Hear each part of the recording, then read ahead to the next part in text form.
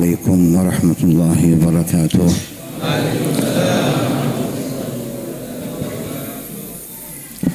الحمد لله للمواهب السنية والفتوحات الربانية، جامعنا وإياكم في معهد الحامدية وما فيه من العطايا والخصوصية، نحمده سبحانه وتعالى وهو أهل للعطية.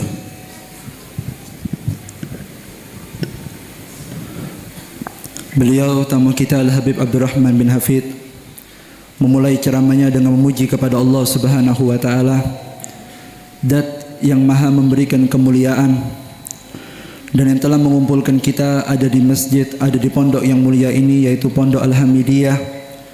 Semoga berkah kehadiran kita ini mendapatkan khususiyah daripada Allah Subhanahu wa taala dan kita mendapatkan segala pemberian dari Zat yang Maha memberi, yaitu Allah Subhanahu wa taala. وأشهد أن لا إله إلا الله وحده لا شريك له الذي أكرم أهل الخصوصية بالخصوصية، ونحمده سبحانه وتعالى الذي جمعنا على مظاهر تعظيم أهل الخصوصية، ونشكره عز وجل على ما هدانا وحبانا وأعطانا من هباته والمزية.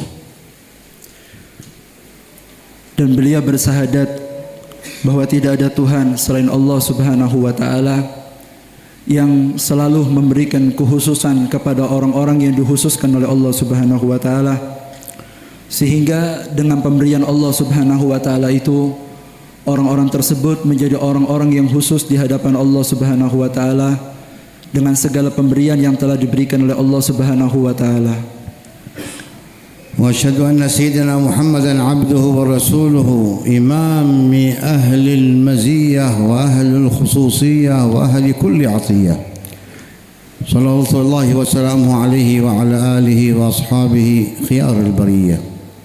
أما بعد، Salawat kepada baginda besar Nabi Muhammad sallallahu alaihi wasallam yang selalu diberikan khususiyah oleh Allah Subhanahu wa taala, yang mendapatkan pemberian khusus daripada Allah Subhanahu wa taala, sehingga beliaulah Nabi Muhammad sallallahu alaihi wasallam adalah zat yang terkhusus di hadapan Allah Subhanahu wa taala.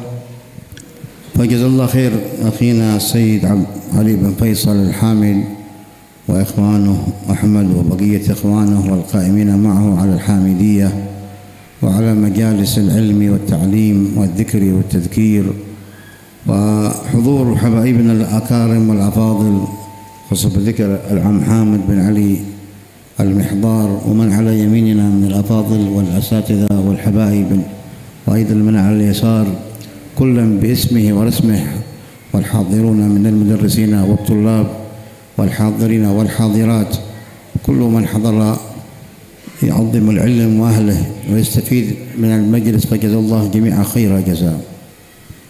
Dan semoga Allah Ta'ala memberikan balasan yang sempurna kepada kakak kami Al-Habib Ali bin Faisal Al-Hamid, dan juga semoga Allah Ta'ala memberikan balasan yang sempurna kepada antum yang hadir di majlis ilmu yang seperti ini, semua yang datang untuk belajar di tempat ini, dan semoga Allah Ta'ala juga memberikan pemberian ini kepada segenap para habaib yang telah datang di tempat ini, dan seluruh para asatid, para dewan guru, baik dari kalangan muslimin dari muslimat yang hadir di tempat ini, wabil khusus kepada Habib Hamid bin Ali Al-Muhdar dan seluruh para orang-orang yang datang di tempat ini untuk bersama-sama belajar, ada di tempat ini mengambil ilmu dari Nabi Muhammad SAW. Amin ya rabbal alamin. ثم إن هذا المجلس هو يعقد أسبوعيا، ولكن بارك الله في أخينا علي بن فيصل الحامد الذي أيضا لما علم بمجيئنا ومرورنا على هذه البلدة اختار أن يكون المناسبة والجلسة حولية لسيد الوالد علي المشهور بن محمد بن سالم بن حفيظ طيب الله وثراه ورحمه الله رحمة الأبرار. وهذا بعض رد جميل من طالب لشيخه ومن متعلم لمن علمه، أيضا لمعرفة أهل الفضل وأهل الخصوصية، وما يعرف الفضل لأهل الفضل إلا أهله. وبارك الله فيه وفي جميع الدائمين معه والحاضرين والذين حضروا وساعدوا وشجعوا وكانوا حضروا بهذه المناسبة رغبة منهم وتعظيما للعلم وأهله. Dan majelis ini, majelis Senin malam Selasa ini diadakan setiap minggunya, ada di Senin malam Selasa oleh Akhina Ali, dan alhamdulillah malam ini sekaligus dirangkai dengan memperingati haul Al-Habib Ali Mas'ur bin Muhammad bin Salim bin Hafid. Adanya haul Habib Ali bin Muhammad bin Salim bin Hafid ini bukti bagaimana seorang murid yang menghargai daripada jasa seorang guru yang telah mengajarkan kepadanya. Dan ini adalah bukti bagaimanakah balas budi seorang murid dan bagaimana murid yang menghargai daripada apa yang telah diberikan oleh gurunya. Dan kita berterima kasih kepada Allah Ta'ala telah mengumpulkan kita di tempat ini dan semua orang yang belajar di tempat ini, dan semoga Allah Ta'ala memuliakan orang-orang yang datang ke tempat ini untuk belajar daripada ilmu-ilmu yang mulia, dan semoga terus diberikan keberkahan oleh Allah Ta'ala. Amin ya rabbal alamin. وقد أقام طلاب وأحباب سيدي حبيب بكر المشهور والطيب الله ثراه ورحمه الله، وهو أيضا في حياته هذه الذكرى من أول عام بعد وفاة الوالد، وأقاموا مجموعة من طلاب سيد الوالد ومن الذين أخذوا عنه بحوثا فيما يتعلق بكثير من مفاصل حياته من علمه وأصلاحه وفتواه وأسلوبه في التعليم وإرشاده ومشاريعه وكثير من التوجيهات، كلا تخصص في مجال معين، فأقاموا بحوثا من أول عام ثم السنة الثانية والسنة الثالثة التي مرت علينا حتى بدأت السنة الرابعة هذه. فأقيمت هذه المناسبة تبتدئ بحول افتتاح البرنامج من قاعة الحبيب عبد القادر بن أحمد السقاف في الحسيسة، وتستمر 3 أيام محاضرات في دار الفقيه، وتختم في دار المصطفى. وقد تحدث حبيب بكر عليه رحمة الله في أول سنة وثاني سنة في حولية الوالد بما عاصره وما جالس فيه الوالد وما خبره من قوة وثبات وصدق وإخلاص وهمة وتضحية كان له فيما تحدث عن سيد الوالد. وأيضا يختم الكلمة سيد الحمار في كل حولية وكل مناسبة. أولاد أبي بكر هذه طلبته ولا تزال إلى الآن مستمرة حتى السنة هذه. Dan tadi dikatakan oleh Habib Abdurrahman bin Hafid bahwa Habib Abu Bakar Adni ini beliau memiliki satu karangan untuk menceritakan daripada Habib Ali Mas'ur bin Muhammad bin Salim bin Hafid. Habib Ali Mas'ur bin Muhammad bin Salim bin Hafid ini merupakan sosok yang beliau itu luar biasa dalam berpegang teguh kepada ilmu. Setiap tahun bahkan Al-Habib Abu Bakar beliau menceritakan bagaimanakah perjalanan hidup daripada Al-Habib Ali Mas'ur bin Muhammad bin Salim bin Hafid ini. Bahkan diadakan ada di Tarim, ada di Husaisah, yaitu setelah mengenang haul Al-Habib Abdul Qadir bin Ahmad As-Segaf, kemudian 3 hari selanjutnya diadakan ada di Darul Faqih, kemudian baru dilanjutkan dengan peringatan daripada Al-Haul Al-Habib Ali Mas'ur bin Muhammad bin Salim bin Hafid. Tadi beliau juga di awal sempat menyebutkan bahwa datangnya kita juga di tempat ini termasuk bentuk penghormatan kita kepada orang-orang yang memiliki ilmu dan bentuk pengagungan kita kepada orang-orang yang memang dimuliakan oleh Allah Subhanahu wa taala. واستأذن بعض طلاب سيد الوالد في سنغافورة من العام الماضي أن يعملوا حولية لسيد الوالد، استأذنوا سيد الحبيب عمر فرخص لهم في ذلك، فاستدعيت الفقير العام الماضي وهذا العام أيضا جينا. كان بداية برنامجنا قبل أن نأتي إلى أندونيسيا كان برنامج حولية لسيد الوالد في سنغافورة. كذلك إخواننا وأحبابنا وطلاب سيد الوالد بجنوب تايلاند في بطاني طلبوا أيضا حولية من العام الماضي وأقاموا حولية، وكان لها أثر عظيم وحضور وحشد كبير حضروا المناسبة. وأيضا يطلبوا هذه السنة يأجلوها إلى محرم، طلبوا الفقير أن يحضر في حوليتهم. ثم جينا من سنغافورة إلى ساماريندا عند السيد هاشم بن الشيخ أبو بكر هاشم بن عبد الله، فهو أيضا أقام حوليات سيد الوالد في ساماريندا في عدة مجالس حضرناها معه، وكانت إشعارها ومظهر حولية لسيد الوالد. ثم إن الله عز وجل هيأ الأسباب إلى زيارة جاوا، وصلنا بالأمس إلى سورابايا وكانت إذن المناسبة دعونا إليها في جاوة الشرقية في بروبلونجو عند أحد الطلاب الوالد، وأقاموا أيضا حولية. وأيضا سيد علي قد أقام العام الماضي أو قبله كما أخبرنا سيد أحمد أنه أقام حولية لسيد الوالد.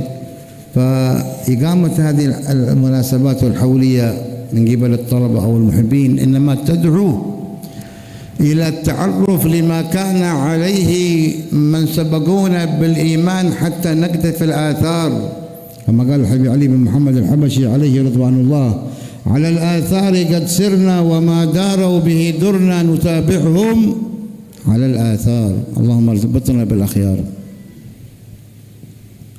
Beliau juga mengatakan bahwa peringatan Haul Al-Habib Ali Mas'ur bin Muhammad bin Salim bin Hafid ini bukan hanya diadakan ada di tempat kita saja, tetapi Haul Al-Habib Ali Mas'ur bin Muhammad bin Salim bin Hafid ini juga diadakan di beberapa tempat. Di antaranya Al-Habib Abdurrahman, beliau tadi menceritakan bahwa di antara murid Al-Habib Ali Mas'ur bin Muhammad bin Salim bin Hafid yang ada di Singapura meminta izin kepada Sayyidi Habib Umar untuk mengadakan haul ada di Singapura. Dan alhamdulillah Haul Habib Ali Mas'ur ini juga diadakan ada di Singapura. Kemudian juga Haul Al-Habib Ali Mas'ur ini sejak tahun lalu juga diadakan ada di Thailand. Juga di situ diadakan oleh beberapa murid Habib Ali Mas'ur.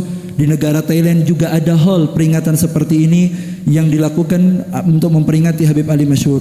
Dan alhamdulillah kata Habib Abdurrahman, kami juga diminta hadir untuk ada di sana untuk juga hadir daripada haul Habib Ali Mas'ur bin Muhammad bin Salim bin Hafid. Dan subhanallah Allah Ta'ala menggampangkan urusan kata beliau sampai kami bisa datang ke Indonesia ini kata Habib Abdurrahman. Lalu kami masuk ada di Samarinda di tempat Sayyid Hasim bin Abdullah. Di situ juga diadakan haul Al-Habib Ali Mas'ur bin Muhammad bin Salim bin Hafid. Dan subhanallah juga diadakan kemudian Allah Ta'ala mempermudah kami juga untuk bisa masuk ada di Jawa Timur ini, tepat ada di Surabaya. Lalu juga kemarin di haul di Probolinggo juga diadakan haul Al-Habib Ali Mas'ur bin Muhammad bin Salim bin Hafid. Dan alhamdulillah Allah memudahkan kita kata beliau sampai akhirnya beliau datang ke kota kecinta kita ini Banyuwangi, sampai ada di Ketapang. Dan di hadapan kita beliau juga malam ini hadir haul daripada Al-Habib Ali Mas'ur bin Muhammad bin Salim bin Hafid. Tadi sebelum acara ini dimulai Al-Fakir menyampaikan kepada Habib Abdurrahman Habib bahwa haul Habib Ali Mas'ur ini bukan hanya diadakan tahun ini saja, tapi tahun kemarin juga sudah diadakan, tahun-tahun sebelumnya juga sudah diadakan. Bahkan di antara mutakallim yang sempat datang haul Habib Ali Mas'ur yaitu Habib Abdullah Al-Muhdar, kami sampaikan kepada Habib Abdurrahman dan beliau bahagia karena masih dikenang Al-Habib Ali Mas'ur setelah kewafatannya. Kemengenang orang-orang soleh seperti inilah merupakan bukti bagaimana kita masih menghargai daripada orang-orang yang terdahulu, menjasai daripada mengingat orang-orang terdahulu. Sebagaimana Habib Ali Habsi bin Muhammad bin Husain Al-Habsi, beliau menjelaskan bahwa dalam mengenang orang-orang yang terdahulu itulah akan membangkitkan kita kembali, menghidupkan daripada asar bekas-bekas mereka, sehingga harapannya kita bisa menjadi orang-orang yang mengikuti jalan mereka, orang-orang yang soleh. وأما طلاب سيد الوالد عليه رحمة الله وطيب الله ثراه فإنهم ما شاء الله كثر. ولو تأملنا اليوم الموجودين في الساحة في حضرموت من طلاب العلم لوجدنا خاصة الموجودين في التريم وضواحيها الكل أو الأغلبية أنهم من طلبته كلهم قرأوا عليه، مدرسي الرباط، مدرسي كلية الشريعة، مدرسي دار المصطفى، الغالبية درسوا على سيد الوالد، لأنه في أيام الشدة التي ابتليت بها حضرموت واليمن جنوب اليمن أيام الشيوعية الكثير هرب من العلماء من الدعاة، اللي راح الحجاز واللي راح الإمارات والكل خوف على نفسه. تعرض لهذه المحنة وثبت لها الجد محمد بن سالم بن حفيظ الطيب الله ثراه، وقد طلب منه حينما سافر قبل أتيان الشيوعية كان في الحجاز في عنفوان شبابه والموقف موقف شدة والواقع واقع مؤلم، لكن الصبر على الشدة والصبر على ما وصله من التعب والعناء والشدة ثبت ولم يبالي، وبدأ يفتح الدروس خفية. بداية يفتح دروس للطلاب خفية، يأتون الطلاب يحملون كتبهم يضعونها يخفونها حتى لا يدري بها أحد، يأتون البيت يفتح الدروس بعد الفجر كل يوم يدرس الوالد، يأتون الطلاب على أعداد في سنين أيام الحجاب الشيوعية وهو يدرس، ما غاب تدريسه. الرباط مغلق، المساجد مغلقة في الترتيب فيها والدروس ولكنه في بيته لم يتخلى أن يعلم وأن يرشد وأن يوجه وأن يبذل، عليه رضوان الله.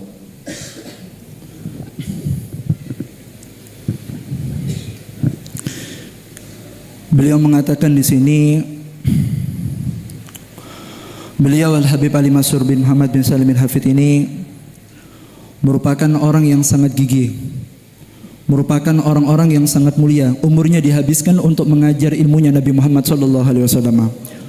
Bahkan beliau Al-Habib Abdurrahman mengatakan, tidaklah yang ada di zaman sekarang ini seperti Habib Abdullah Muhdar dan seluruh ulama tarim yang kita saksikan sekarang ini, mereka semua itu kecuali adalah murid daripada orang yang kita kenang malam ini, yaitu Habib Ali Masrur bin Muhammad bin Salim bin Hafid. Semua guru yang ada adalah orang yang mengambil keilmuan kepada Habib Ali Masrur bin Muhammad bin Salim bin Hafid. Kenapa? Karena beliau adalah orang yang gigih, adalah orang yang meneruskan perjuangan ayahnya, yaitu Habib Muhammad bin Salim bin Hafid. Sebagaimana dahulu diceritakan, ketika hari komunis yang melanda ada di Hadramaut, ketika itu banyak para ulama yang ada di Hadramaut keluar dari Hadramaut. Mereka meninggalkan Hadramaut, tapi ayahanda daripada Habib Ali Masrur bin Muhammad bin Salim bin Hafid ini, yaitu Habib Muhammad bin Salim bin Hafid, beliau tetap ada di kota Tarim, tidak meninggalkan Hadramaut. Beliau terus berjuang untuk menyebarkan ilmunya Nabi Muhammad SAW.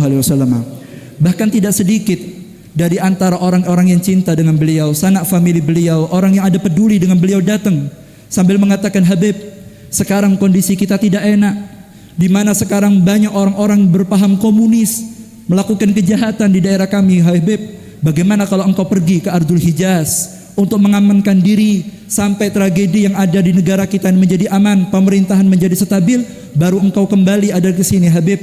Maka Habib Muhammad bin Salim bin Hafid beliau mengatakan, sungguh aku berada di Hadramaut ini, khususnya ada di kota Tarim ini, bukan untuk ikut campur dengan urusan pemerintahan yang terjadi fitnah pada saat ini, tapi tujuan kami ada di sini, bertahan ada di Hadramaut ini untuk menyebarkan ilmunya Nabi Muhammad SAW. Dan beliau mengatakan, apa yang kau takutkan kepadaku, kata Habib Muhammad, apa yang kau takutkan kepadaku sehingga kau memberikan arahan untuk aku meninggalkan Hadramaut? Apa yang kau takutkan kepadaku, aku diculik lalu aku dibunuh? Apa hanya itu yang menjadi sebabnya engkau menyuruh aku meninggalkan Hadramaut ini? Demi Allah, dahulu para sahabat Nabi Muhammad SAW, mereka pergi dari rumahnya berjalan jauh semata-mata untuk mati di jalan Allah Subhanahu wa taala. Dan sekarang saya ada di Hadramaut. Sekarang saya di Hadramaut, nikmat itu datang kepada saya lalu saya lari. Apakah saya lari dari nikmat Allah untuk mati di jalan Allah Subhanahu wa taala? Sedangkan para sahabat pergi. Bahkan beliau tadi menceritakan, di antara para sahabat ketika mereka berjihad, bahkan di antara mereka ada yang sampai di negeri Rusia, semata-mata mereka pergi untuk mencari syahadah, mati mulia di hadapan Allah Subhanahu wa taala. Maka ketika itu, karena gigihnya Habib Muhammad bin Salim bin Hafid, akhirnya beliau diculik. Dan sampai sekarang, kata Habib Abdurrahman, jasad atau makam Habib Muhammad bin Salim bin Hafid tidak ditemukan di mana keberadaan beliau. Kemudian setelah perginya Habib Muhammad bin Salim bin Hafid, ayahanda beliau, orang yang kita kenang, yaitu Habib Ali Masrur bin Muhammad bin Salim bin Hafid, beliau menggantikan ayahnya, meneruskan dakwah Nabi Muhammad SAW.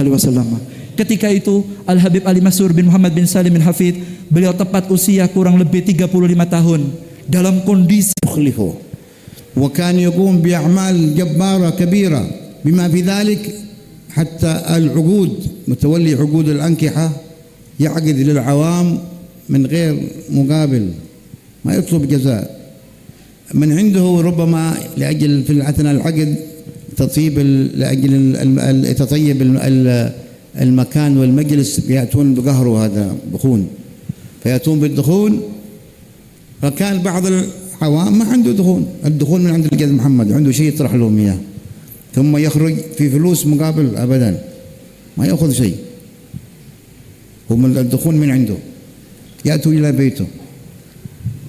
الحكومة بدأت في مرحلة من المراحل تنظم هذا العمل، عرضوا عليه قالوا أنت هذه تعمل عمل مهم، وقد والكل عقد يوثقه، يكتب الزوج والولي والشاهد يكتبهم، عقد وثق آلاف العقود موجودة إلى الآن.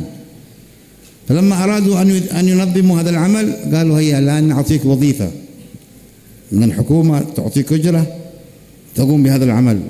قال إيش؟ قال وظيفة. قال وظيفة عند من؟ قال الحكومة تعطيك. قال أنا موظف عند النبي محمد، أنزل من الرتبة العالية إلى عندكم؟ هذه إلا سفاهة، ما أقبل وظيفة أحد. وظيفة عند النبي نعم، رفض رسول الله أقامني في هذا المقام خدمة المسلمين. ثم أرادوا أن يقننوا الموضوع، قالوا لا، إما أن تقبل الوظيفة لأننا نريد أن نوثق أو تترك. قال التوثيق ممكن، أتوا بحكم الدفاتر أكتب لكم فيها. الوظيفة لا، أعطوه ودفاترهم يكتب فيها. بعد فترة قالوا الآن إما تقبل الوظيفة أو تترك. قال اترك، أنا وظيفة موظف عند النبي أتوظف عندكم؟ فلم يرضى أن يأخذ بوظيفة العقد لا من الحكومة ولا من الزوج ولا من ولي الأمر.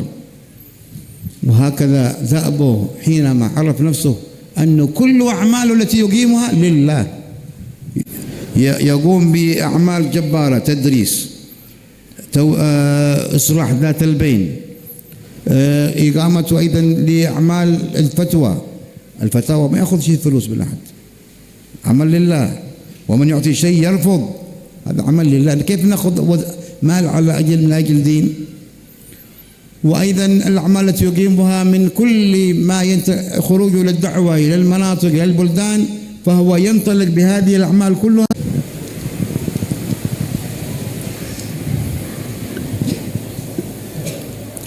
Begitu pula Al-Habib Ali Mansur bin Muhammad bin Salim bin Hafid.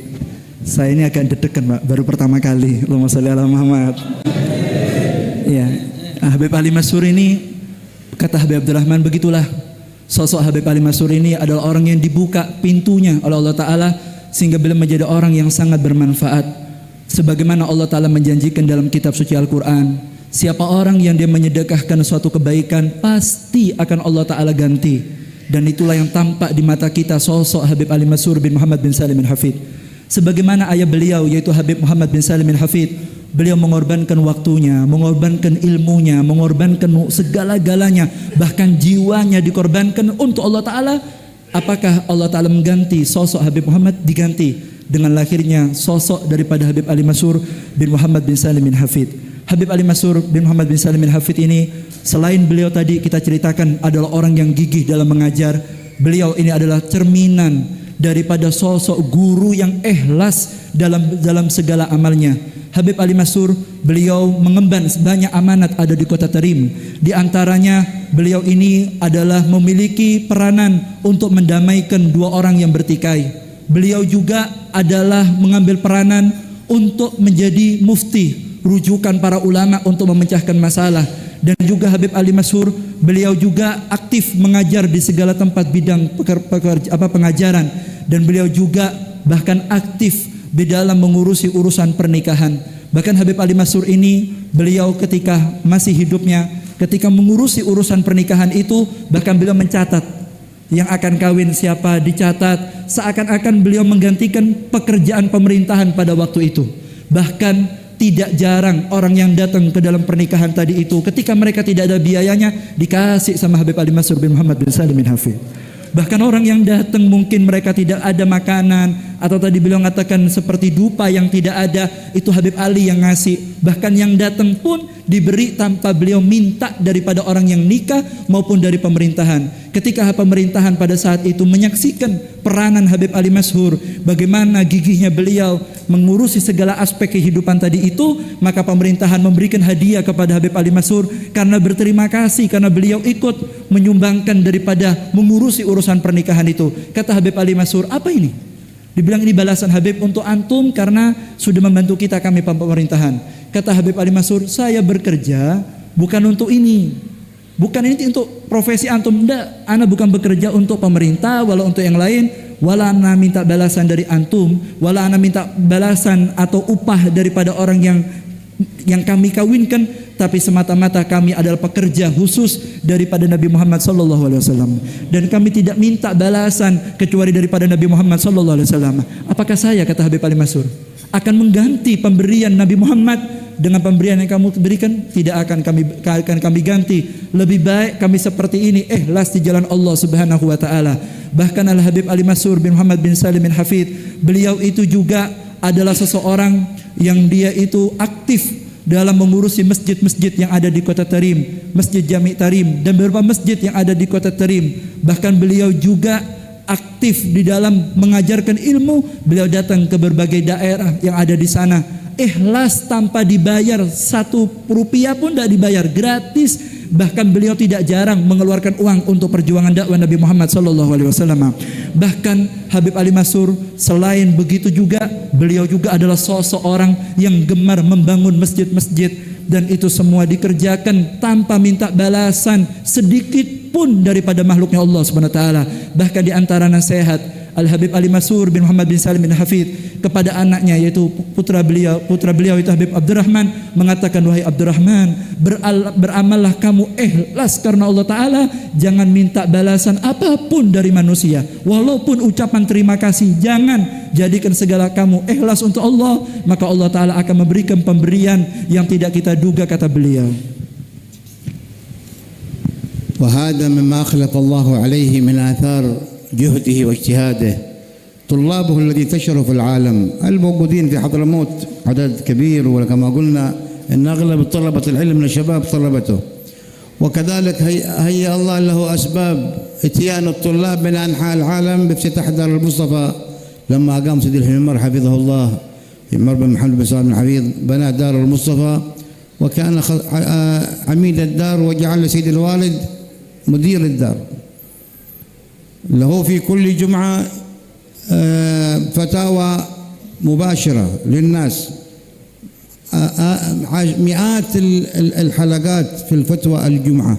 وهذا الجمعة من أصعب الأيام من سيد الوالد، لأنه برنامج مليان من آخر الليل، صلاة الفجر في الجامع، زيارة التربة زنبل، يزور بالناس، يخرج من الزيارة إلى البيت، يأكل قليل، يخرج إلى البرنامج للإذاعة، يرجع قليل، يخرج إلى الجمعة، يرجع من الجمعة يخرج إلى العصر، وأحيانا تكون أغلبها مناسبات، أما وفيات ولا عقد زواج ولا أي مناسبة، يخرج يرجع قليل بعد العصر مغرب، عنده يوم الجمعة مولد أسبوعي في كل جمعة في مسجد، يتنقل في بعض مساجد تريم، يرجع إلى بعد العشاء منهك من شدة التعب والبرنامج الذي يقوم به، لكن لا يرتاح إلا إذا تعب. إذا ما تعب، إذا شاف نفسه قال ماذا عملنا اليوم؟ الوقت ضيعناه، إيش اللي باقي عندنا من برنامج؟ إيش ترتيب؟ هكذا دائما يحرص على أن لا يفوته ترتيب لا عام ولا خاص. أي مناسبة للناس يجبر خواطرهم، مناسبة زواج، مناسبة عقد نكاح، مناسبة خطوبة، مناسبة هذه أو ولادة أو تسمية، أو مناسبة أي حق للناس لا يترك حق، لكل من دعا إلى أمر يجيب له. هذه ولهذا الآن نجد آثار طلابه. لو قلنا إندونيسيا، أغلب الطلاب اللي درسوا في كل الطلاب يدرسوا في دار المصطفى طلبته، هو الذي درسهم.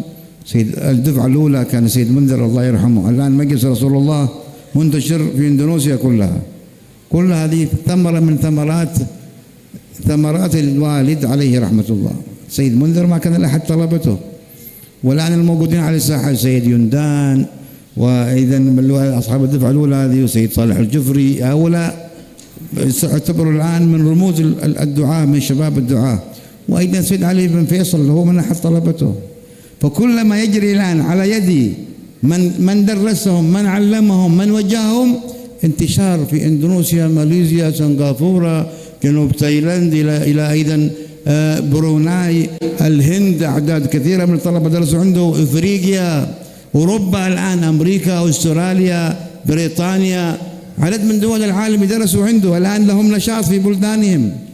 كل هذه ثمرة من ثمراته، جهد من جهد الذي صبر وصابر ورابط وثبت، فكانت آثاره اليوم تظهر آثاره وأعماله واليوم نذكر هذه حوليته في السنة الرابعة. كثير من عاشوا مثله لم يذكر لهم خبر، إنما يذكر من صدق مع الله. وهذا قالوا ما طلبه نبي الله أحد الأنبياء نبي الله إبراهيم، طلب لسان الصدق.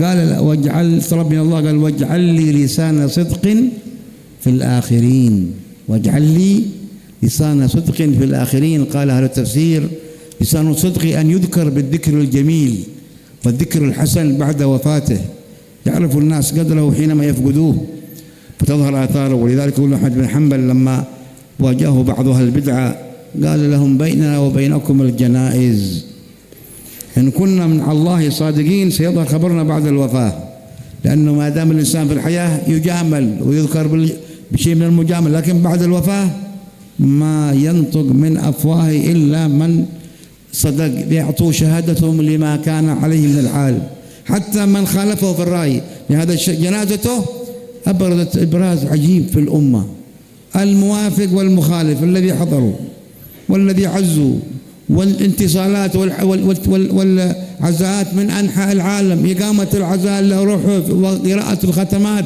بمئات الألوف في تلك البلاد كلها ذكرناها، الهند وأفريقيا وآسيا وأوروبا، كثير من على الدول أوروبا وبلاد العرب طلبته المنتشرين، وإلى اليوم يقيموا له هذه الحوليات. عندكم في اندونيسيا في عدد من كل واحد من طلبته يقيم حول الوالد عليه رحمة الله، في جزر متعددة في لومبوك يقيموا حول الوالد، وفي أيضا جاوا، وفي كليمنتن في عدد من مناطقها.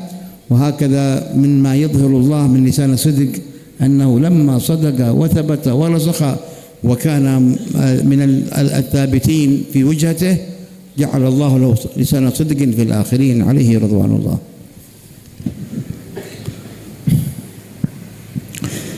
Dan Habib Ali Masyhur bin Muhammad bin Salim bin Hafid ini asar atau bekas daripada upaya beliau ketika hidup ini, sejak beliau muda sampai akhir hayatnya.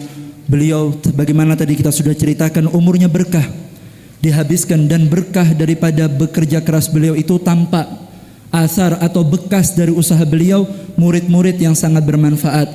Maka datang para thalabul ilm ke Darul Mustafa yang ada di kota Tarim. Ketika Sayyidi Habib Umar membangun pondok Darul Mustafa ada di situ, maka yang mengurusi Darul Mustafa menjadi mudir pada saat itu kakak beliau, yaitu Al Habib Ali Masyhur bin Muhammad bin Salim bin Hafid.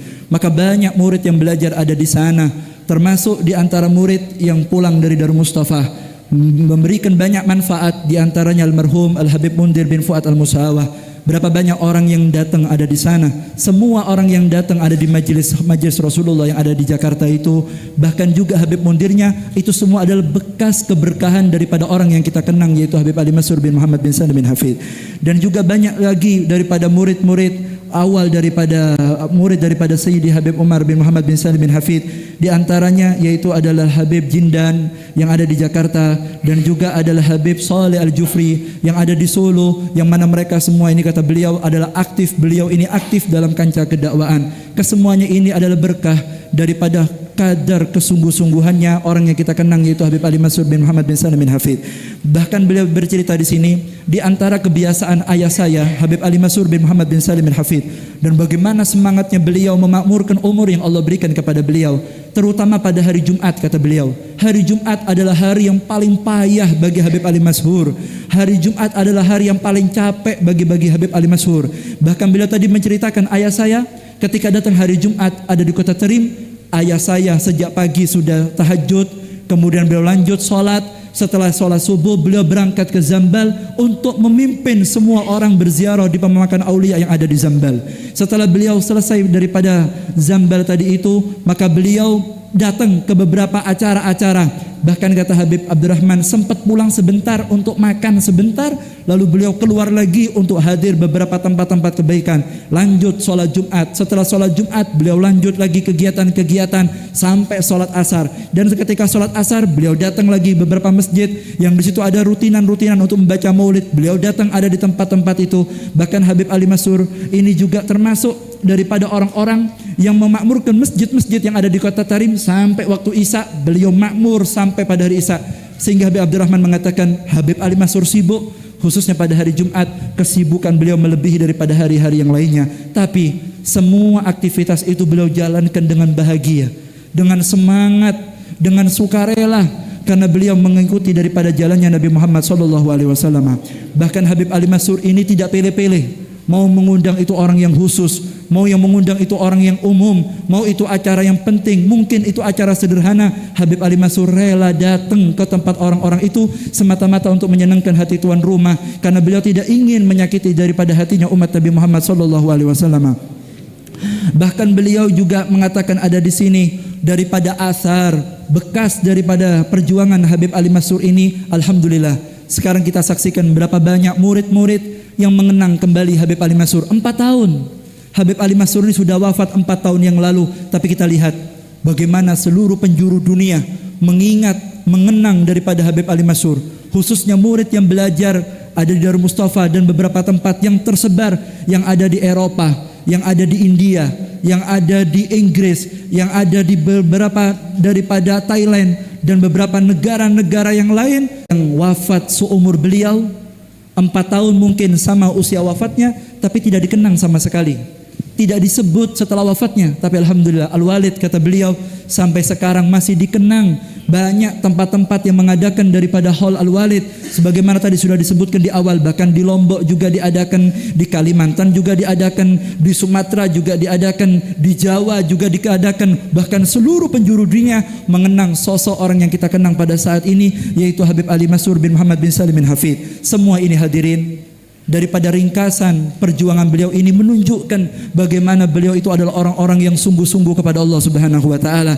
Sebagaimana doa daripada Nabi Allah Ibrahim alaihi salam, beliau minta kepada Allah Subhanahu wa taala supaya dijadikan lisanan sidqin fil akhirin. Ya Allah, semoga dijadikan lisan yang sidq fil akhirin. Para ulama tafsir mengatakan yudkar bidzikril jamil ba'da wafatihi, kata para ulama tafsir.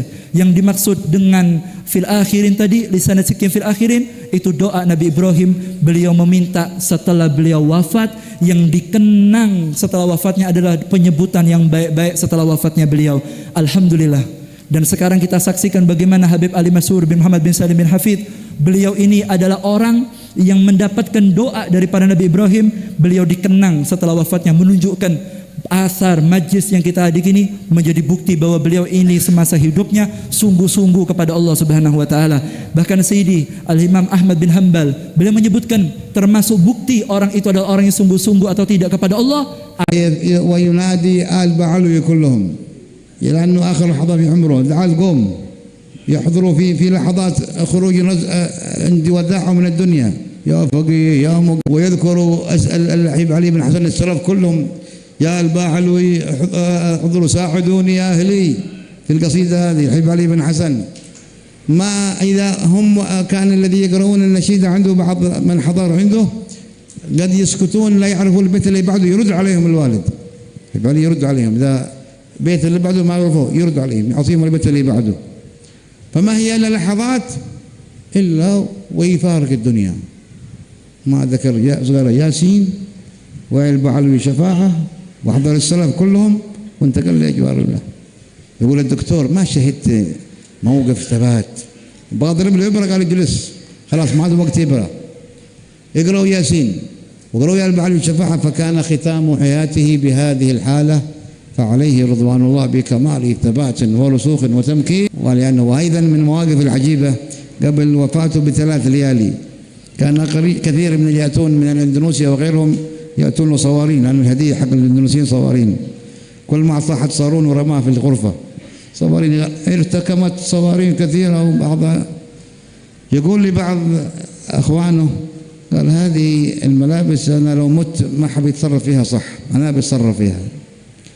إذا في رمضان الذي توفي فيه جماع بعض أولاده ويعمل له الفقير. كنت مسافر لما أكون في التريم في الإمارات، جاءت أيام كورونا ما قدرنا نرجع تريم، فإذا بهم يرتبهم يطرح أكياس، هذا لفلان هذا لفلان هذا فلان. وعنده في البيت في آخر رمضان يختم القرآن بصلاة التراويح في البيت، ترتيب من أيام القائد محمد من قبل حوالي 50 سنة، يصلي التراويح في البيت ويصلي بهم بالمقرأ، أي كل ليلة جزء. يختمون القرآن تاريخ ليلة 28 رمضان في البيت، هذه ختم خاص بالبيت. ليلة الختم أخوانه طبعا يكون ختم خاص بالأسرة، أخوانه وقرابته وأولاده وأحفاده وأصباطه كلهم يحضرون. وإذا به يأتي بهذه الهدايا يوزع عليهم هدايا الصوارين والحاجات اللي عنده. بعض إخوانه يتعجب، قال كان أخونا يوزع ملابسه، إيش فيه؟ ما أتعجب، ما أعرف ليش يوزع. حتى اللي المسافرين الفقير من ضمنهم كان مسافر أعطاه كيس، خلى هذا حق فلان المسافر، أعطوه، وجدت هذا نصيبي معهم. فإذا به 3 ليالي 28 29 30 1 شوال 2 شوال انتقل. فتعجب أهله أنه كأنه يعرف أنه مفارق ويتصرف بهذا، فوزع حتى ملابسه وزعها، الجريدة كلها وزعها، وعليه رضوان الله. وأيضا كان من المواقف آخر كان يقيم الروحة في مسجد الجامع في الليل كل من رمضان في العصر، آخر ليلة من ليالي رمضان 30 رمضان، في أثناء الروحة كلما تكلم قال يطلب العفو والمسامحة من العفو منكم سامحونا، ربما أطيل عليكم لكن أنا أحبكم. يتكلم العفو منكم سامحونا. يتعجب من حضروا هذه الجلسة مسجلة، فيطلب المسامحة. فمن حضر يتعجب ليش الحبيب المشهور اليوم أكثر من المسامحة؟ إيش السبب؟ 3 ليالي يذهب وينتقل، يعني كأنه يشعرهم بأن سأموت وأنتقل من الدنيا ولكن سامحونا، يطلب المسامحة منهم. هكذا كانت. وأما جنازته فكانت أيام كورونا والناس في خوف، أنتم عندكم حظر هنا، حصل في حضرموت حظر، لكن جنازة الوالد ما يقرب من 10,000 حضروها مع وجود الحظر، بداية الحظر. والذي حضروا بعضهم قال أن هؤلاء اللي حضروا فيهم كورونا نصهم سيموتون من كورونا، وما كان إلا ما شاء الله، لم يموت منهم إلا ما قدر له أفراد، ولكن الأمور مضت. وآخر جنازة له دخلت الجبانة وبعدها جنازة، فبعدها جاءت الشدة، ولكن لطف الله بعدها لطف. ولكن حضر الموت ذات وتريم ما فيها شدة كما حصل في العالم، لم تعطل الجمع. كان هو إمام الجامع، جاءوا إلى عنده يغلقون الجامع، قال ما نغلق الجامع، ليش نغلق المسجد؟ ولم تعطل الجمع ولا المساجد الناس. لكن بعض البلاد أغلقوا، ما في جمعة، ممنوع لا جمعة ولا صلاة، وصارت فيها شدة، ولكن في شدة وزالت إن شاء الله. فشهد القول أن الله سبحانه وتعالى أيد الوالد بثبات عند الممات ورسوخ وتمكين، وحضروا جنازته الجم الغفير، وكانت مظهر عجيب أراد الله فيها تجديد ما كان عليه في حياته، لأنه صدق مع الله وكان مع الصادقين. فما كان بعد هذا إلا أن نقتفي آثارهم، ونطلب من أصحاب الحضرة أن إذا أمكن القصيدة الحبيب علي البعل بشفاعة يختموا بها، وأيضا على الآثار الحبيب علي قصيدة الحبيب علي حبشي إلى ربي فاجعلنا من الأخيار، نختم بها الجلسة إن شاء الله. والعفو سامحونا إن حضر الوقت، ولكن إن شاء الله يكون في ذلك خير وبركة لنا ولكم. بارك الله في الجميع. 3 ليالي في رمضان.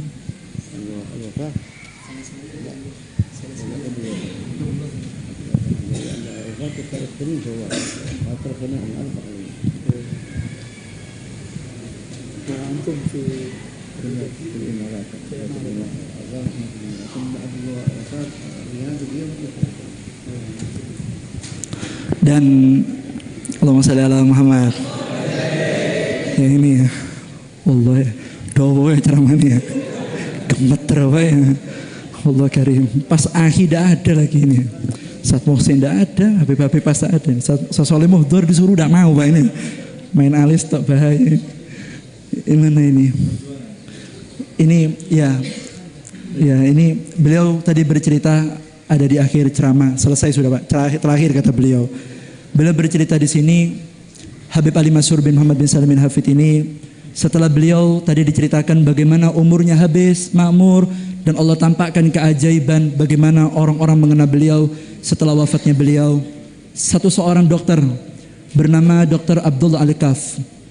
Beliau ini adalah dokter yang sering datang ke tempat Habib Ali Masyhur. untuk check up kesehatan daripada Habib Ali Masrur bin Muhammad bin Salim bin Hafid. Ketika hari wafatnya Habib Ali Masrur, yaitu orang yang kita kenang pada malam ini, hari itu didatangi oleh dokter ini, Pak. Dr. Abdullah Al-Kafi ini datang ketika hari wafatnya Habib Ali Masrur. Dan dokter itu mengatakan, sungguh kedua mataku ini tidak pernah melihat orang yang sangat kokoh menghadapi sakaratul maut melebihi Habib Ali Masrur bin Muhammad bin Salim bin Hafid. Sungguh dengan tenangnya, dengan wibawanya menghadapi kematian, tidak tampak kalau beliau itu akan wafat, kata dokter tersebut. Bahkan dikatakan ketika hari sakitnya Habib Ali Masrur itu, dokter tadi menggunakan teleskop untuk memeriksa daripada kondisi Habib Ali Masrur. Dalam kondisi yang sudah lemah pada saat itu, maka dokter Abdullah ini mungkin akan meninggalkan Habib Ali Masrur. Maka Habib Ali Masrur mengatakan kepada dokter Abdullah tadi, duduk di sini wahai dokter, duduk sama saya di sini. Lalu beliau melaksanakan sholat maghrib. Setelah beliau melaksanakan sholat maghrib, kemudian beliau melakukan wirid, sholat sunnahnya, kemudian dikomplitkan dengan membaca surat Yasin. Ini dokternya heran, Pak. Ini orang sudah sakit, sudah kritis, tapi tidak terasa kayak orang kritis. Kondisinya sudah sangat lemah, tapi masih minta baca surat Yasin. Sudah baca surat Yasin sempurna, dipikir mau istirahat, karena orang sakit harus istirahat. Enggak, masih minta qasidah yang berbunyi ya hala ba'alawi safa'ah. Itu panjang qasidahnya, kurbatin tanjali dan seterusnya. Itu qasidah memuji para salaf, memanggil ya faqihil mugaddam, ya Imam Idrus, semua aulia yang ada di Zambal dipanggil. Seakan-akan Habib Ali Masrur ketika detik-detik hari akhir hayatnya beliau meminta bantuan kepada Al-Ba'alawi untuk datang ketika beliau akan wafat, hari perjumpaan beliau dengan Tuhannya itu Allah Subhanahu wa taala. Setelah dikosidahkan qasidah tadi itu, dan nanti insya Allah kita akan baca di akhir majlis ini. Setelah dikosidahkan itu, lalu beliau tertunduk kepalanya, beliau terdiam dan meninggal dunia bertemu dengan Allah Subhanahu wa taala. Sebentar saja, sampai dokter yang mengatakan sungguh mata tidak pernah melihat orang yang wafat seperti ini dengan tenangnya menghadapi sakaratul maut. Padahal sakaratul maut itu sakit, tapi bagi Habib Ali Masrur beliau menghadapi dengan ketenangan, kata Habib Abdurrahman. Habib Abdurrahman menceritakan ayah kami, yaitu Habib Ali Masrur bin Muhammad bin Salim bin Hafid ini, beliau tuh banyak mendapatkan hadiah daripada musafir, orang yang datang ke beliau dikasih sarung, Pak. Senangannya tuh orang Indonesia kalau ke sana itu nyabisnya sarung, dikasih sarung. Orang Hadramut tuh kalau dikasih sarung seneng. Tapi jangan yang Abu Rohi sih ya, yang mahal-mahal. Dikasih sarung itu seneng, bahagia. Kadang-kadang cap-capannya udah dicoplok, Pak, karena seneng. Sarung baru. Itu Habib Ali Masrur dikasih sarung banyak. Kata Habib Abdurrahman, saya menyaksikan sendiri di lemari abah saya itu sarungnya sampai ditumpuk penuh full. Sama beliau udah dipakai, ditumpuk di sana. Karena banyak, tidak mungkin dipakai semua. Ditumpuk ada di situ sama Habib Ali Masrur. Cuma kami mengalami kejadian yang aneh. Ketika akhir Ramadan, 3 hari daripada akhir-akhir Ramadan itu, tiba-tiba beliau minta kresek. Minta kresek, terus barang, baju, hadiah-hadiah yang ada di lemari beliau itu dibungkus. Dibungkus sendiri sama Habib Ali Masrur. Dikreseki begitu, kemudian anak-anaknya dipanggil. Anak-anaknya dipanggil, dibagi semuanya. Sampai anak-anak ini merasa heran, kok baru-baruannya Abah seperti ini, kok baru-baruannya dikreseki sendiri, dibagi-bagi. Terutama ketika sampai pada akhir Ramadan, karena beliau nanti wafatnya ada di tanggal 2 Syawal, Habib Ali Masrur ini. Ketika akhir Ramadan 3 hari sebelum Lebaran, itu Habib Ali Masrur, beliau tuh punya kebiasaan mengajar ada di Masjid Tarim Rauha. Kata Habib Abdurrahman, 3 hari sebelum wafatnya beliau itu, setiap beliau habis ngajar mesti datang ke orang-orang, Pak minta maaf ya kalau saya ada salah ya, minta maaf. Ada apa Habib? Minta maaf, antum tidak ada salah. Terus Pak, diulangi terus. Seakan-akan pamit, orang-orang didatangi, minta maaf ya, Anda ada salah ya, minta maaf. Padahal beliau tidak punya salah. Apa ini Habib? Antum tidak ada salah Habib. Terus setiap beliau selesai ngisi roha, datang ke orang-orang, minta maaf, minta maaf, minta maaf. Terus minta maaf, minta maaf. Seakan-akan beliau berpamitan sama orang-orang. Orang-orang tidak paham, diminta maaf itu maksudnya beliau ingin pamitan untuk ketemu dengan Tuhannya Allah Subhanahu Wa Taala. Sampai tanggal 2 Syawal baru tersebar wafatnya beliau, orang-orang baru paham.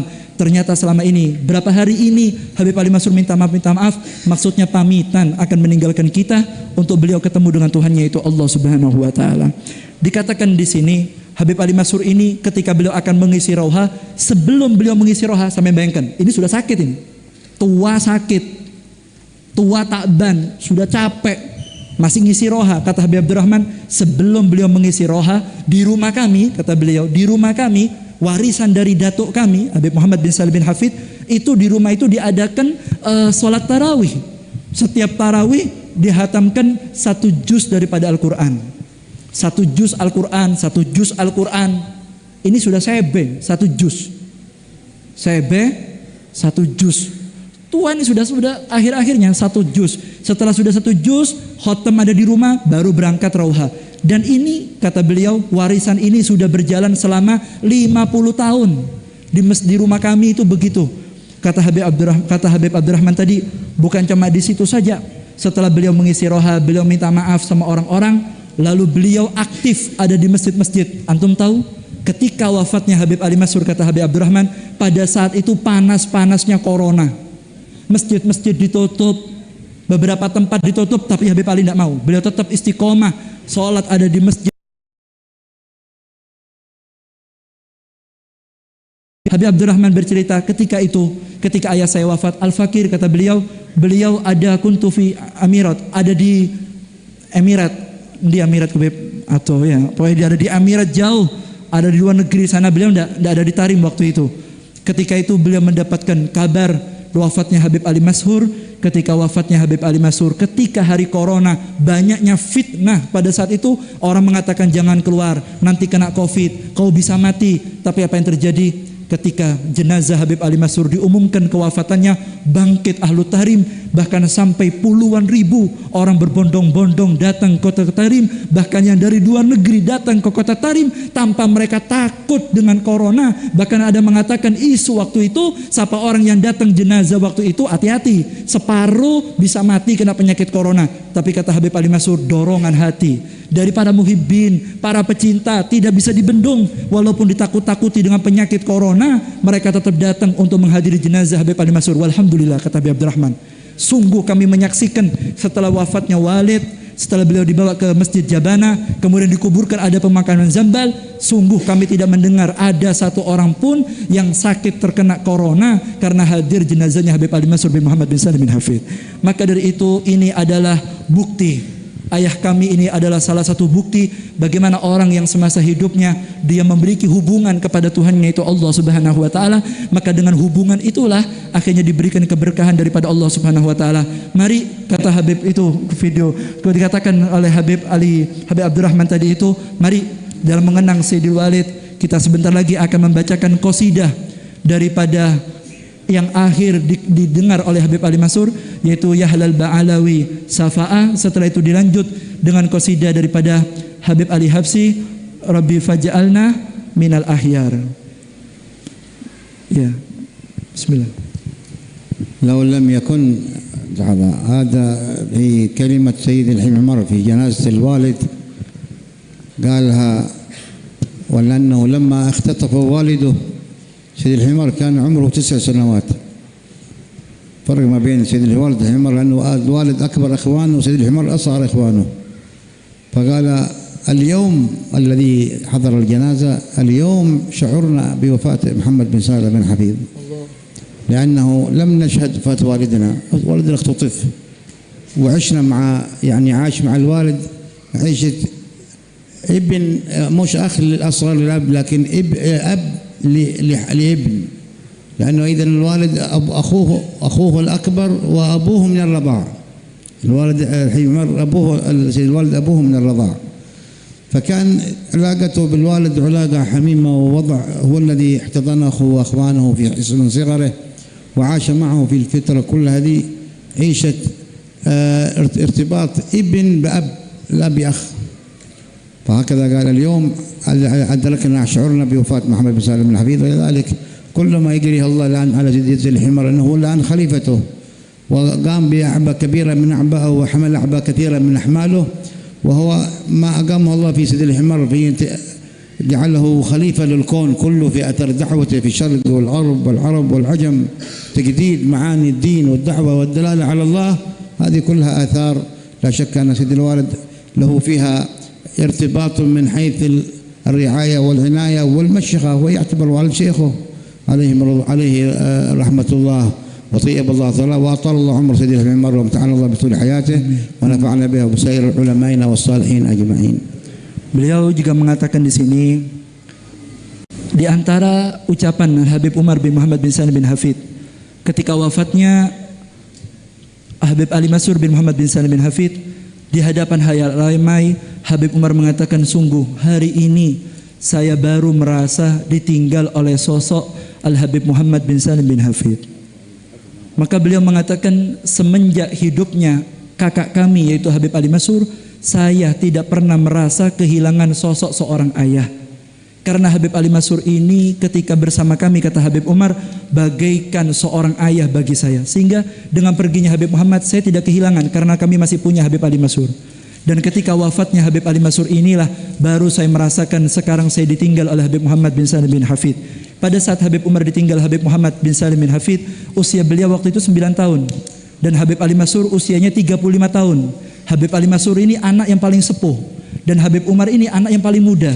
Sehingga rasa perhatian Habib Ali Masrur kepada Habib Umar bukan rasa perhatian saudara, bukan. Tapi rasa perhatian ayah kepada anaknya sendiri. Bahkan tadi Habib Abdurrahman juga mengatakan bahwa Habib Umar bin Hafid itu adalah adik paling kecilnya Habib Ali Masrur, sekaligus beliau anak susu daripada Habib Ali Masrur bin Muhammad bin Salim bin Hafid. Sehingga apa yang kita lihat daripada sosok Habib Umar yang sekarang diakui atau tidak, beliau menjadi pengganti daripada ulama yang sangat bermanfaat ilmunya, menyebar ke seluruh dunia, memperbarui makhluk ikatannya dengan Allah Subhanahu wa taala, tersebar ada di Asia, tersebar ada di Eropa dan di seluruh penjuru dunia. Antum tahu itu semua berkah dan asar perhatian tumbuhnya Sayyidi Habib Umar dalam perhatian orang yang kita kenang pada malam ini, yaitu Habib Ali Masrur bin Muhammad bin Salim bin Hafid. Dan ini bukti ikatan antara Habib Umar dengan Habib Ali Masrur, bukan ikatan saudara, tapi ikatan antara seorang ayah dengan seorang anak. Sehingga betul-betul sosok Habib Ali Masrur ini adalah sosok yang luar biasa, yang setelah kewafatannya betul-betul memberikan kesan banyak orang, karena beliau adalah orang-orang yang memiliki kesungguh-sungguhan dengan Tuhannya, yaitu Allah Subhanahu wa taala. عارف صوت حاجة ما يعرفونه لما نجرب يا الباعل وشفاعة شيل الله كل كربة تنجلي يا الله يا الباعل وشفاعة شيل الله كل كربة تنجلي بكم يا أهل الولاية شيل الله كل حاجة قضي يا الله يا نبع علوي شفاعة شيل الله كل غربة جلي يا الله يا فقيه يا مقدم شيل الله يا محمد بن علي يا الله يا وجيه يا مكرم شيل الله عندك مولاك العلي يا الله يا نبع علوي شفاعة شيل الله كل قربة تنجلي يا الله أنت وأولادك وصحبك شيل الله عندكم كم من ولي يا الله نطلب السقف غاره شيل الله ذاك لي بحر ملي يا الله يا نبع علوي شفاعة شيل الله كل قربة تنجلي يا الله وابنهم يا أهل الولاية شيل الله كل قربة تنجلي يا الله وابن سالم والحسين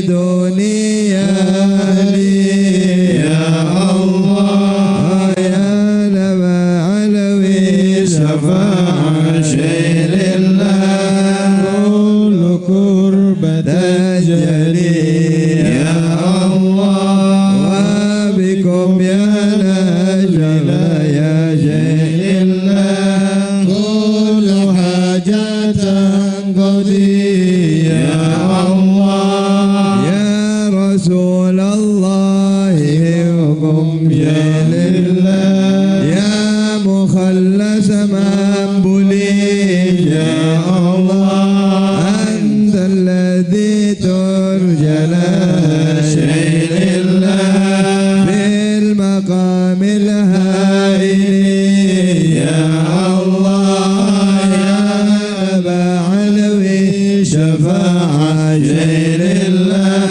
كل قربة جلي يا الله بكم يا للولاية شيء لله كل حاجة قضي يا الله ربي فاجعلنا من الأخيار، ربي فاجعلنا من الأخيار، ربي فاجعلنا من الأخيار، ربي فاجعلنا من الأخيار. الله الله الله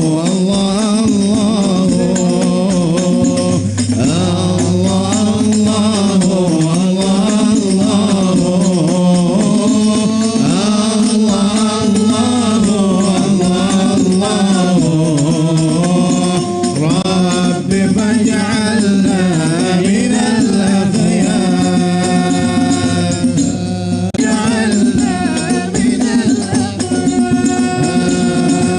يحيينا على التقوى بلا محنة ولا بلوى بجاه المصطفى المختار ربي فاجعلنا من الأخيار.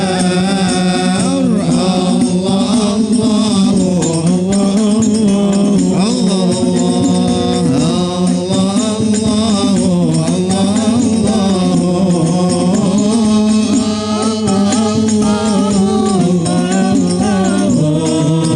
ربي فاجعلنا من الأخيار.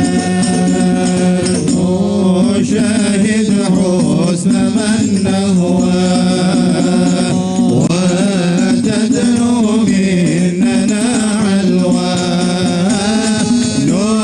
نشاهدها بهذه الدار ربي فاجعلنا من الأخيار.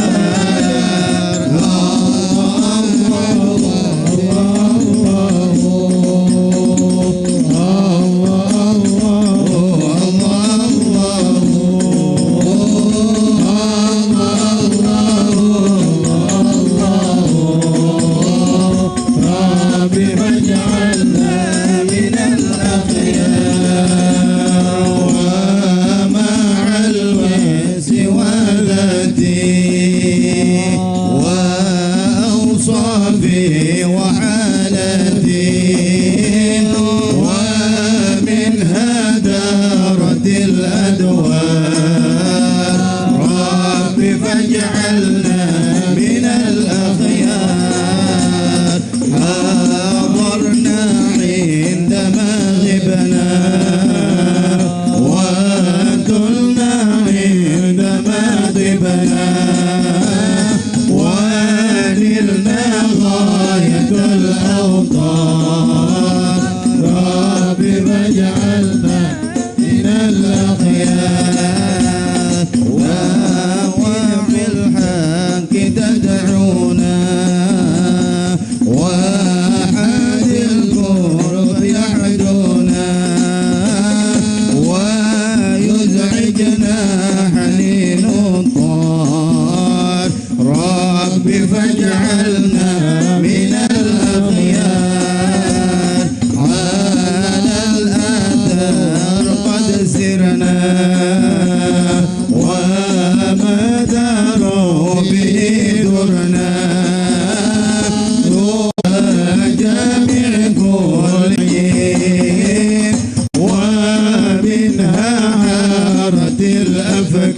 الأفكار رب فاجعلنا من الأخيار ولو في المعرفة أعلى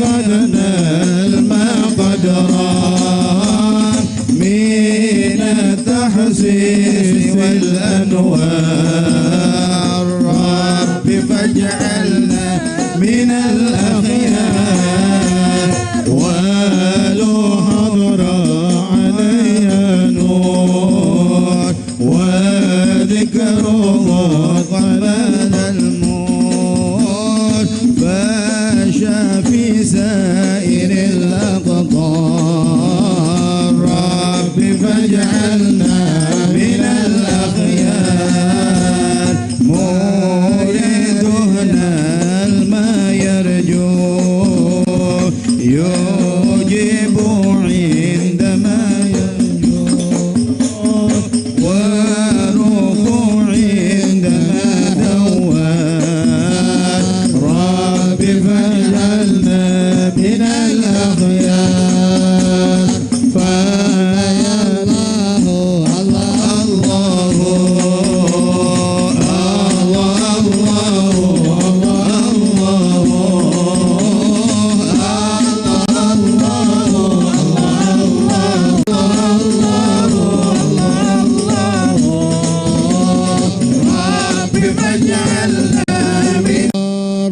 ثبتنا بالقول الثابت على لا إله إلا الله لا إله إلا الله يا رباه يا غوثا يا غاية رغبتا نتوجه إليك يا ربنا يا الله يا الله نتوجه إليك يا الله ونقول يا الله يا الله يا الله يا الله يا الله يا الله يا الله يا الله يا الله يا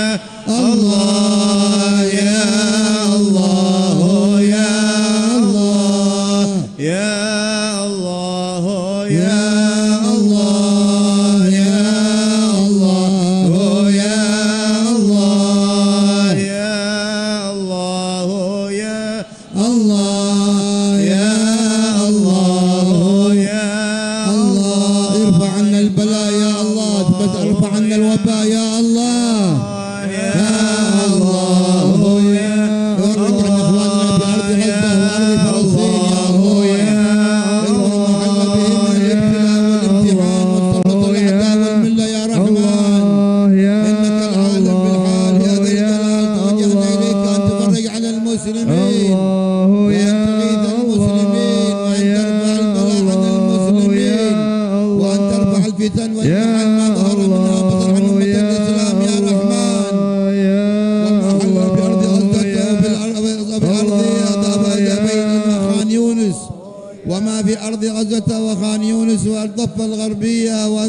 وبيت لحم وما حل به في ارض فلسطين من الابتلاء من كيد اعداء المله والدين يا رب اجعل كيد الكائدين في نحورهم اجعل تدبيرهم في تدبيرهم اجعل الدائره عليهم لا تبلغهم في المسلمين مراد ولا بعض مراد ربك فينا شر العداء ربك فينا شر العداء ربك فينا شر العداء وخذهم وبددا واجعلهم لنا فدا وعبرة للناظرين يا رب شتت شملهم يا رب فرق جمعهم يا رب قلل عدهم واجعلهم في الغابرين ولا تبلغهم مراد ونارهم تصبح رماد بكافى يا إنسان في الحال ولوا خائبين وشر كل ماكر وخائن وغادر وعائن وساحر وشر كل المؤذيين من معتد وغاصب ومفتر وكاذب وفاجر وعايب وحاسد وشامتين يا ربنا يا ربنا يا ذا البهاء وذا الثناء وذا العطاء وذا الغنى أنت مجيب السائلين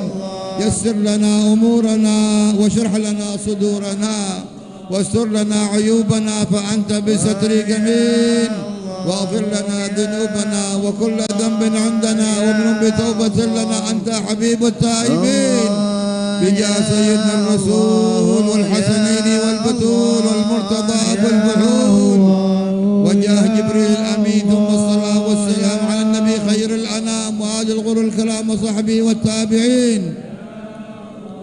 قولوا جميعا اللهم يا رب دافع البلاء يا كافي البلاء اكفنا البلاء قبل نزوله من السماء يا الله يا الله يا الله يا الله يا الله يا الله يا الله اللهم يا كافي البلاء اكفنا البلاء قبل نزوله من السماء يا الله يا الله يا الله يا الله يا الله يا الله يا اللهم يا كافي البلاء اكفنا البلاء قبل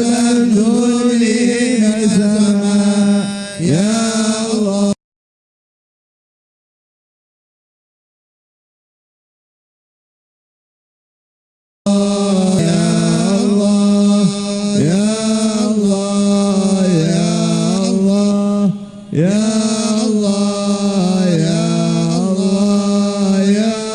اللهم يا عالم بما يكون اكفنا شر ما يكون قبل أن يكون حتى لا يكون. اللهم يا عالم بما ينزل اكفنا شر ما ينزل قبل أن ينزل حتى لا ينزل. اللهم مغفرتك أوسع من ذنوبنا ورحمتك أرجى عندنا من أعمالنا. اللهم مغفرتك أوسع من ذنوبنا ورحمتك أرجى عندنا من أعمالنا. اللهم مغفرتك أوسع من ذنوبنا ورحمتك أرجى عندنا من أعمالنا. اللهم إنا نعوذ بك أن نشرك بك شيئا نعلمه ونستغفرك لما لا نعلمه. اللهم إنا نعوذ بك أن نشرك بك شيئا نعلمه ونستغفرك لما لا نعلمه. اللهم إنا نعوذ بك أن نشرك بك شيئا نعلمه ونستغفرك لما لا نعلمه. أنت تعلمه منا يا الله يا كريم يا رحيم يا وجود يا ودود يا غفار. اغفر اللهم لنا ذنوبنا وإسرافنا في أمرنا وثبت أقدامنا وانصرنا على القوم الكافرين. انصرنا على أنفسنا الأمارة بالسوء وعلى شياطين الإنس والجن أجمعين. إلهنا تب علينا توبة نصوحا توبة نصوحا توبة نصوحا وزكنا بها جسما وقلبا وقالبا وروحا. قولوا جميعا نستغفر الله العظيم أستغفر الله العظيم أستغفر الله العظيم الذي لا إله إلا هو الذي لا إله إلا هو الحي القيوم الحي القيوم ونتوب إليه ونتوب إليه. نستغفر الله العظيم الذي لا إله إلا هو الحي القيوم ونتوب إليه. أستغفر الله العظيم الذي لا إله إلا هو الحي القيوم ونتوب إليه. نستغفر الله العظيم الذي لا إله إلا هو الحي القيوم ونتوب إليه. أستغفر الله العظيم الذي لا إله إلا هو الحي القيوم ونتوب إليه. اللهم اجعلنا من التوابين. اللهم اجعلنا من التوابين. اجعلنا من المتطهرين. اجعلنا من عبادك الصالحين. اجعلنا من عبادك الصالحين. اجعلنا من عبادك الصالحين. ثبتنا بالقول الثابت على لا إله إلا الله. ارزقنا حسن الخاتمة عند الموت. حسن الخاتمة عند الموت. حسن الخاتمة عند الموت. يا الله بها يا الله بها يا الله بحسن الخاتمة يا الله بها يا الله بها يا الله بحسن الخاتمة يا الله بها يا الله بها يا الله بحسن الخاتمة. اللهم احسن خاتمتنا وعاقبتنا في الأمور كلها. أجرنا يا الله من خزي الدنيا وعذاب الآخرة. أجرنا يا الله من حزن الدنيا وعذاب الآخرة. قولوا جميعا لا إله إلا الله. لا إله إلا الله. لا إله إلا الله. لا إله إلا الله. لا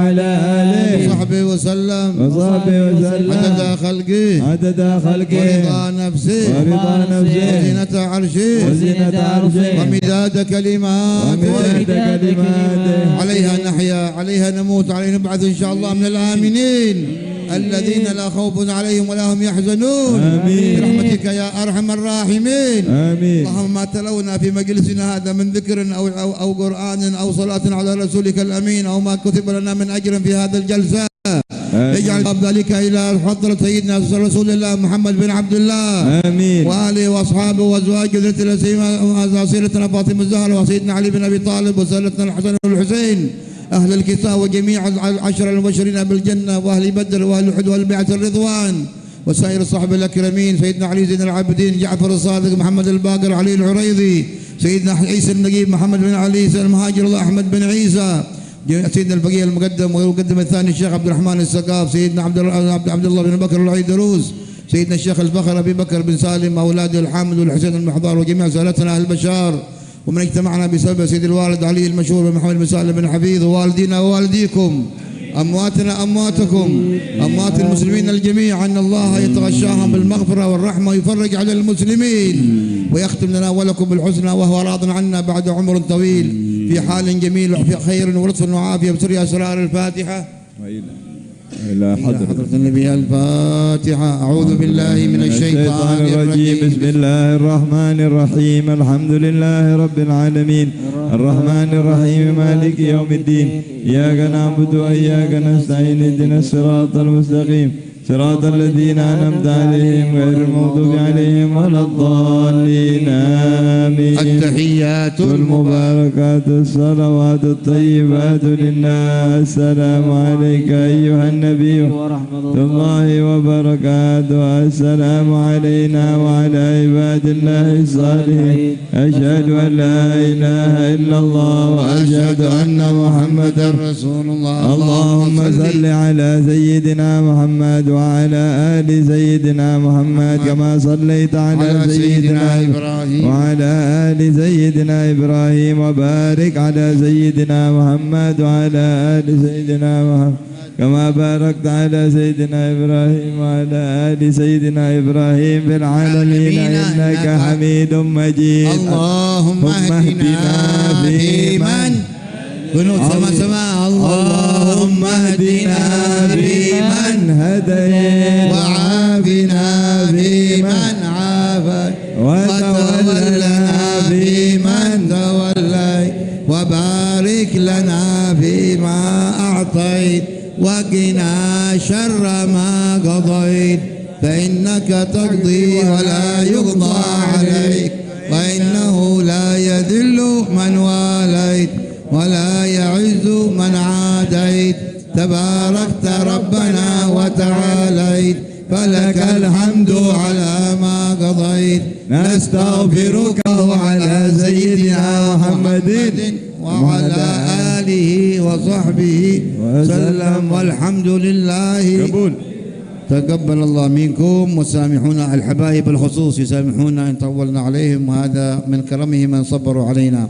بارك الله فيهم أجمعين والسلام عليكم ورحمة الله وبركاته.